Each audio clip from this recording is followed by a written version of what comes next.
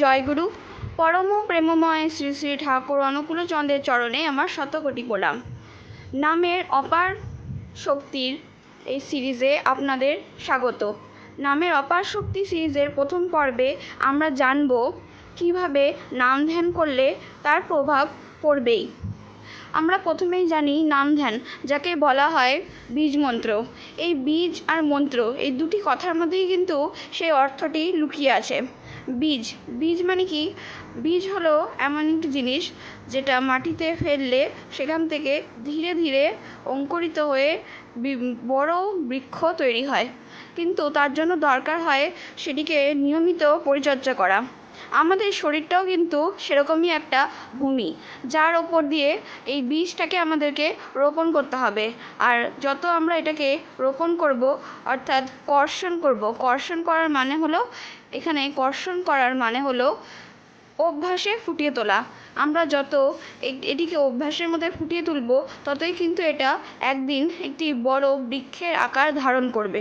অন্যদিকে মন্ত্র মানে কি? মন্ত্র মানে হলো যেটি আমাদের মনোগত চাহিদার ত্রাণ করে, সেটি হলো মন্ত্র। তাই এই বীজ আর মন্ত্রের মধ্যেই কিন্তু আসল কথাটি লুকিয়ে আছে। শ্রী শ্রী ঠাকুর বলছেন যে তুমি নাম ধ্যান কেন করা উচিত, নাম ধ্যান করলে কী হয়, এই প্রশ্নগুলি করে করে যত না জানবে, নিজে যখন করতে শুরু করবে তখন কিন্তু তার উত্তরটা তুমি ভালো মতো পেয়ে যাবে। ঠাকুর তাই আমাদেরকে সবসময় বলছে যে নাম ধ্যান করে যেতে। আমরা অনেক সময় ভাবি ঠাকুরের কাছে যে আমরা আমাদের বিভিন্ন কষ্টের কথা, দুঃখের কথা, যে কোনো কথা আমরা ঠাকুরকে কিন্তু নিবেদন করতে পারি। এমনকি আমরা আমাদের সুখ এবং আনন্দের কথাও কিন্তু ঠাকুরকে নিবেদন করতে পারি, কিন্তু আমরা কোনো সময় তার কাছে চাইতে যাব না, তাকে বলবো না আমার এটা চাই, আমার ওটা চাই, কারণ আমরা জানি না যে কী পেলে আমাদের পরম মঙ্গল হবে। তাই সেটি ঠাকুরের ওপর ছেড়ে দেওয়াটাই ভালো। আমরা সবসময় ঠাকুরের কাজ করে যাব। ঠাকুর আমাদেরকে বলেছেন কাজ করতে, তার কাজ, এবং তার কাজের মধ্যে কিন্তু প্রধানই হলো এই নাম ধ্যান করা। এই নাম ধ্যান করার মাধ্যমে কিন্তু একদিন ধীরে ধীরে আমাদের সব বাধা বিপত্তি কিন্তু কাটতে শুরু করে।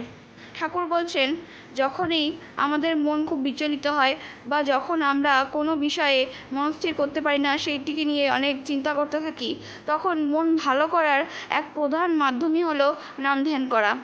নাম ধ্যান করার মাধ্যমে কিন্তু আমাদের মনটা আস্তে আস্তে বাঁধনে আসে, তখন শান্ত হয়ে আমরা কোনো একটা ডিসিশনে যেতে পারি।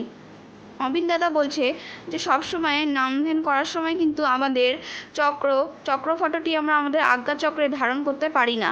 তাই আমাদেরকে রোজ ঠাকুরের সঙ্গে অল্প অল্প করেও কথা বলতে হবে। আমাদের দুঃখ, সুখ, বেদনা, প্রার্থনা, ইচ্ছা সব কিছু ঠাকুরকে জানাতে হবে। আর ঠাকুর কিন্তু আমাদের এই সব কথাই খুব আপন করে শোনেন। তিনি আমাদের সমস্ত আনস্পোকেন বিভিন্ন আমাদের যে প্রেয়ার থাকে, সেগুলো কিন্তু তিনি বুঝে নেন।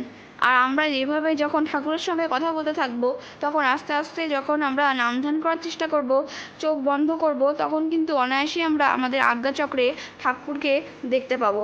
আর তখনই শুরু হবে এই পবিত্র নামের ধ্যান করা। নাম ধ্যান করার মাধ্যমে কিন্তু আমাদের বিভিন্ন বাধা বিপত্তি কেটে যায়, তা আপনারা সবাই জানেন। এইভাবে আমরা নাম ধ্যান করার চেষ্টা করব। হয়তো প্রথমেই 10-এ 10 হবে না, কিন্তু তাতে ক্ষতি কী? চেষ্টা করতে থাকবো। হয়তো প্রথমে না হলেও যতটুকু হয় ততটুকুই করব, কিন্তু করতে থাকবোই বলে যে করতে থাকে সে পারে। আমরা অনেক সময় কিন্তু অনেক গাফিলতি দিই, যতটা নাম ধ্যান করা উচিত ততটা কিন্তু করি না, গাফিলতি দিই। আর ঠাকুরের কাছে নিজেদেরকে উজাড় করতে পারি না। কিন্তু ঠাকুর কিন্তু সবসময় আমাদের ভালো করতে চান, কিন্তু আমাদেরকে দরকার তার হয়ে ওঠা।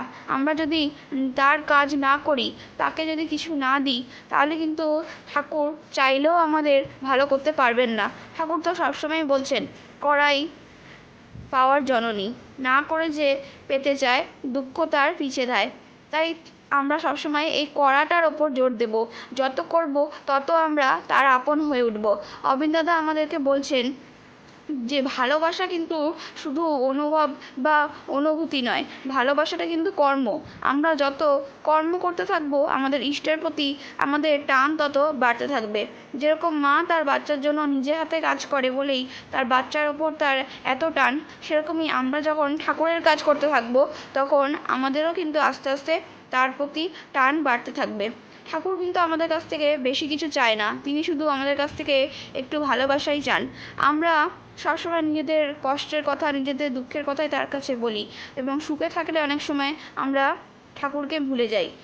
তাই আমরা সবসময় চেষ্টা করব সুখে এবং দুঃখে সবসময় ঠাকুরকে সঙ্গে নিয়ে চলা। আমার দুঃখ আসুক কিংবা সুখ, আমি ঠাকুরকে ছাড়বো না, ঠাকুরের পথে চলবো, ঠাকুরের যা ইচ্ছা তাই হবে। এটি ভেবেই আপনারা এই নাম ধ্যান করতে থাকুন, দেখবেন অবশ্যই তার ভালো প্রভাব কিন্তু আপনাদের জীবনে পড়বেই পড়বে। আর না পড়লেই বা ক্ষতি কী? আমরা ঠাকুরকে ভালোবাসি, ঠাকুর বলেছেন আমাদেরকে নাম ধ্যান করতে, তাই আমরা নাম ধ্যান করব। যখন নামীকে খুশি করার জন্যই ধ্যান করব তখনই কিন্তু আমাদের ধ্যানটা সাকসেস হবে। না হলে আমরা যদি শুধু নিজেদের চাহিদা পূরণের জন্য ধ্যান করতে থাকি, সেই ধ্যান কিন্তু কাজে অতটাও আসবে না। তাই আমরা আমাদের নামীকে স্মরণ করব এবং নামীকে খুশি করার জন্যই এই ধ্যান করব। আর তখন দেখবেন তার সঠিক প্রভাব আপনার জীবনে অবশ্যই পড়বে। এই বলে আমি আমার এই ক্ষুদ্র আলোচনাটি শেষ করছি। জয় গুরু। দেখা হবে নেক্সট পার্টে।